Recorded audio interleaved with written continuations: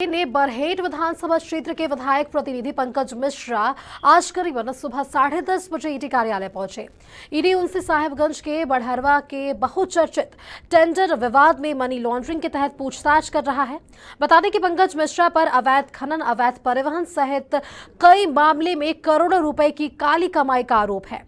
इसी के तहत ईडी की टीम ने बीते 8 जुलाई को पंकज मिश्रा और उनके सहयोगियों से संबंधित 19 ठिकानों पर छापेमारी की थी। मिली जानकारी के अनुसार साहेबगंज के बढ़हरवा के बहुचर्चित टेंडर विवाद में मनी लॉन्ड्रिंग के तहत पूछताछ को लेकर विधायक प्रतिनिधि पंकज मिश्रा कल ही रांची पहुंच गए थे, जिसके बाद आज सुबह करीबन 10:30 बजे वो ईडी कार्यालय पहुंचे हैं, जहां उनसे पूछताछ जारी है। और इसी खबर पर सटीक जानकारी के साथ हमारे साथ विशेष संवाददाता रांची से कुबेर जुड़ गए हैं। कुबेर, क्या कुछ अपडेट है इस खबर पर आपके पास? जी, जो सम्मन मिला था ईडी के ओर से पंकज मिश्रा को, पंकज मिश्रा 10:30 बजे ईडी कार्यालय पहुंच गए हैं। हालांकि मीडिया कर्मियों ने उनसे बात करने की कोशिश की कि किस मामले में आपसे पूछताछ होनी है, लेकिन उन्होंने कुछ भी बताने से इनकार कर दिया। जी सुष्मिता। देखिए, अगर कुबेर बात कर ले तो जेएमएम ने ये आरोप भी लगाया है कि ईडी जो है वो बीजेपी के सह पर काम कर रही है और झामुमो कार्यकर्ताओं को परेशान कर रही है। जी, ये कल झामुमो जो प्रवक्ता है सुप्रियो भट्टाचार्य, उन्होंने ये प्रेस कॉन्फ्रेंस कर आरोप लगाया था कि ईडी जो है सो वो बीजेपी के साथ पे काम कर रही है और ईडी लगातार झामुमो कार्यकर्ताओं को परेशान कर रही है। यह न्याय संगत नहीं है। इस मुद्दे पर कई बार जेएमएम समर्थकों के द्वारा और खुद जो यहाँ पे पंकज मिश्रा यहाँ पे पहुंचे हैं, उन्होंने हाल के दिनों में यह भी कहा था कि जिस तरह से मीडिया खबर चला रही है कि रही है या उन्हें गिरफ्तार किया गया या हिरासत में लिया गया है, यह बिल्कुल बेबुनियाद है। हमारे कार्यकर्ता मीडिया को यह नहीं समझेंगे कि वो चौथे स्तंभ है या आप दूसरे स्तंभ है। इसी के मुद्दे पर ईडी के द्वारा उन्हें 2 बार सम्मन देकर बुलाया गया है और ईडी कार्यालय में उनसे गहनता से पूछताछ की जा रही है। अभी अभी जो सूचनाएं मिल रही है, उन सूचना के मुताबिक जो उनके सहयोगी डहू यादव है, उनके 2 वकील भी ईडी कार्यालय पहुंच गए हैं। सुष्मिता। देखिए कुबेर, दाहू यादव और बच्चू यादव के सामने ये पूछताछ की जा रही है और यह भी बोला जा रहा है कि दोनों के बयान को जो है मिलाया जाएगा, इसके बाद इस पूरे मामले पर कुछ संज्ञान लिया जाएगा। जी, तीनों का क्रॉस जो एग्जामिनेशन है एक साथ करने की संभावना जताई जा रही है। सुबह में ही पंकज मिश्रा से पूछताछ हो चुकी है। अभी डहू यादव भी पहुंच चुके हैं और डहू यादव के वकील भी यहां ईडी के कार्यालय में पहुंच चुके हैं। संभावना यह जताई जा रही है कि तीनों का क्रॉस एग्जामिन हो गया और कौन झूठ बोल रहा है, कौन सच बोल रहा है, ईडी इस पर से पर्दा उठाना चाहती है। जी सुष्मिता। देखिए कुबेर, अगर ईडी की बात कर ले तो ईडी ने इस पूरे मामले में 100 करोड़ के अवैध उत्खनन का दावा किया है। इस पर क्या कहेंगे?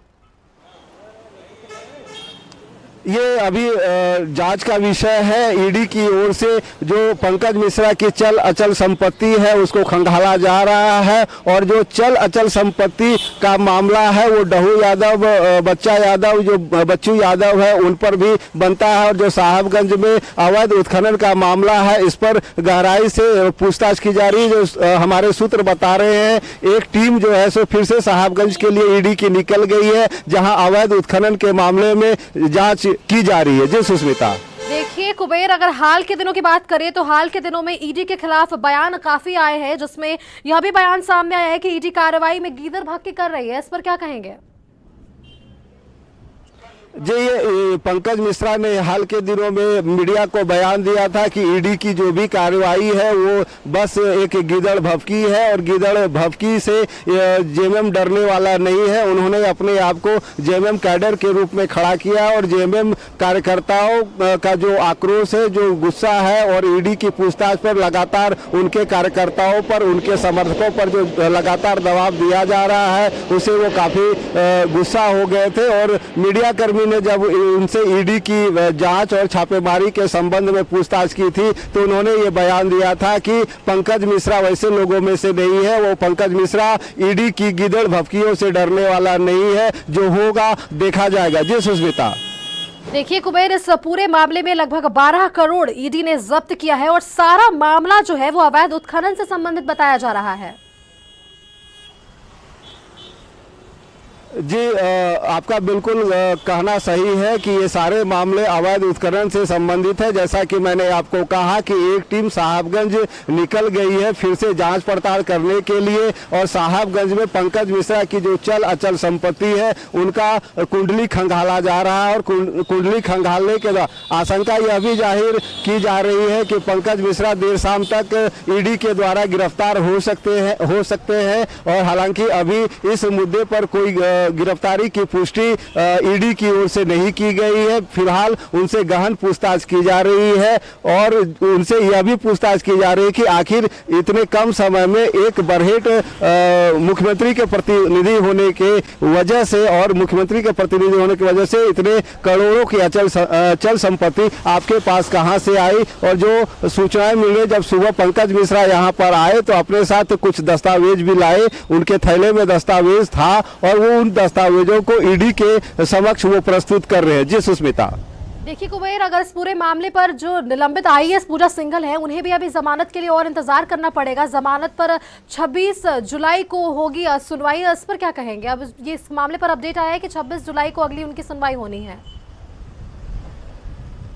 जी, पूजा सिंघल को ईडी के द्वारा जितना भी है चल अचल संपत्ति या अवैध कमाई के मामले में, जो माइनिंग में जो अवैध कमाई हुई थी, जो उनके सीए सुमन कुमार सिंह के यहाँ से जो राशि जब्त की गई थी, उनके आधार पर उसकी सरकारी पद पर रहते हुए उन्होंने अपने सरकारी पद का दुरुपयोग कर जितनी राशि गबन की है उन मामलों में उन्हें घोटाले का आरोप लगा करके ईडी के द्वारा बिरसा मुंडा केंद्रीय कारा में भेज दिया गया है, और कोर्ट में उनकी सुनवाई हो रही है। लेकिन जो बेल पिटीशन है, बार बार वो कह रही है कि वो स्वस्थ नहीं है, बीमार रहती है, उन्हें दवा खाने की जरूरत पड़ती है, डॉक्टर से ट्रीटमेंट की जरूरत पड़ रही है। ऐसे में उन्हें जमानत दी जाए, लेकिन बार बार अदालत के द्वारा उनकी जो घृणित काम है जो उन्हें किया है, जो उन्होंने देश के लिए और राज्य के लिए जिस तरह का काम किया है, और अदालत उनके जो सुनवाई हो रही है, सुनवाई के दौरान उनके डेट को आगे बढ़ा दिया जा रहा है। और संभवतः यह भी कहा जा रहा है कि अभी पूजा सिंघल का इलाज जेल के ही डॉक्टरों के द्वारा किया जाना चाहिए, और जेल के डॉक्टर उनका इलाज कर रहे हैं। उनका बीपी और शुगर जो है सो नियमित चेक हो रहा है, और अदालत यह कह रही है कि जब जरूरत होगी तब उन्हें जमानत प्रदान किया जाएगा। अभी वक्त उन्हें जमानत पर छोड़ने के लिए नहीं है। जी सुष्मिता।